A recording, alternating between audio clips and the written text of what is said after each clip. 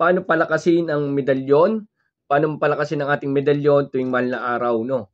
Tuwing mahal na araw, ano bang ginagawa natin para palakasin ang medalyon, no? At yung katanungan ni Kuya, no? Tara, pag-usapan natin. Let's go.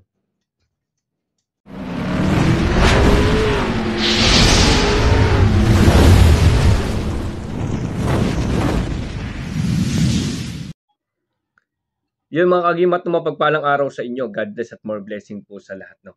May katanungan natin si Kuya, no? Kung paano palakasin ng mga medalyon tuwing mahal na araw, ginagawa tuwing mahal na araw, no? Okay. Ito yung katanungan ni Kuya, ito, yan.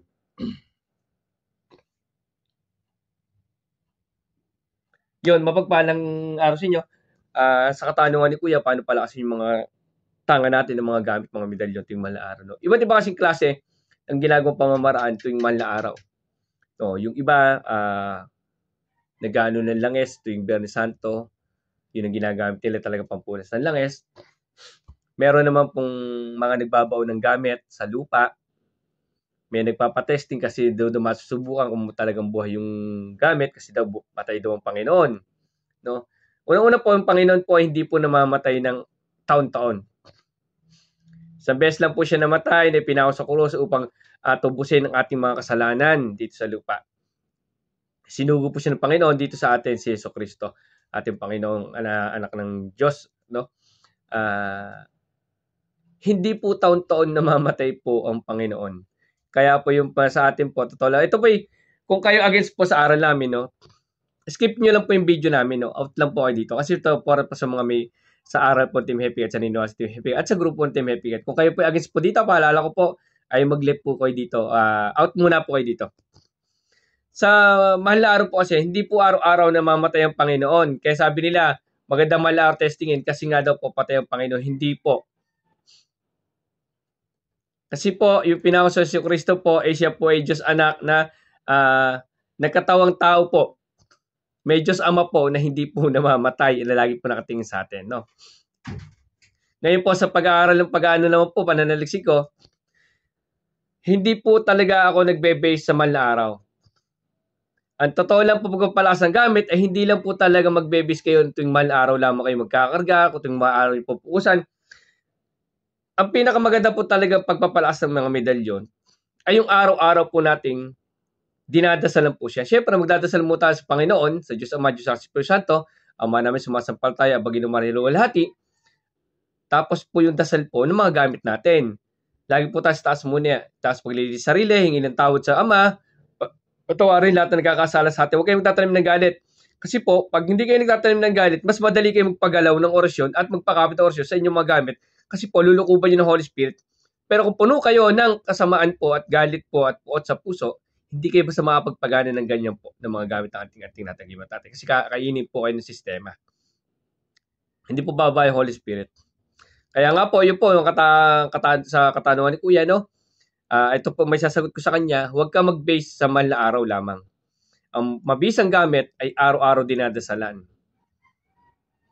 No? Tapos kung may orasyon kayo, kung wala kayong gamit, actually, yung sa video natin, sinabi ko sa inyo na kahit wala kayong medalyon, pwede kayo magpagana ng orasyon.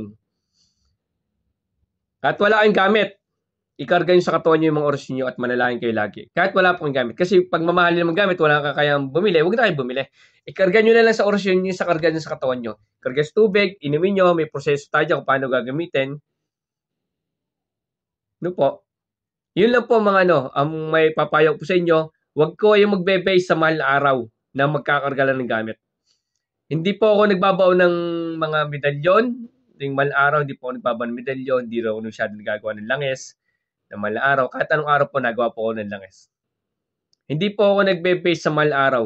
Nagbe-base ako sa araw-araw na alam ko ang Panginoon ay nakikinig at nanonood sa atin, sa ating ginagawang pagkabutihan at sa ating ginagawa. At lahat ng kahilingan natin, kahit anong oras, kahit anong araw, ay kalulugdan ng Panginoon. Basta tayo tumatawag sa Panginoon, sa Diyos Ama, Diyos Anak, Diyos Espiritu Santo, at paglilinis ng puso at sundin ang kaloob ng Panginoon dito sa lupa. Kahit anong oras po, kahit anong araw, pwede po yan.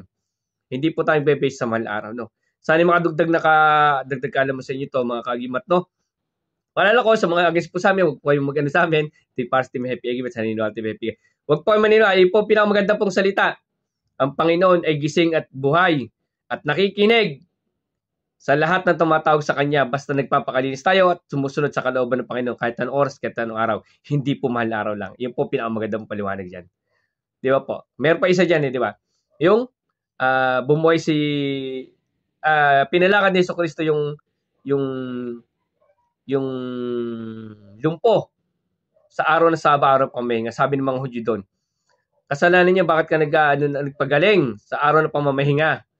Diba? Sabi nga Jesucristo, kahit anong oras, kahit anong araw, diba? Nakatingin ng Panginoon. Walang sabi nga kung nawala isang tupa mo, alang hindi mo hanapin, iwanan mo maraming tupa para hanapin isang tupa para ibalik. Diba? Ganun po. Kaya kahit anong oras, kahit anong araw, ay nakatingin sa atin Panginoon. Hindi pa rin bebe sa malam. Maraming salamat. God bless sa inyo lahat.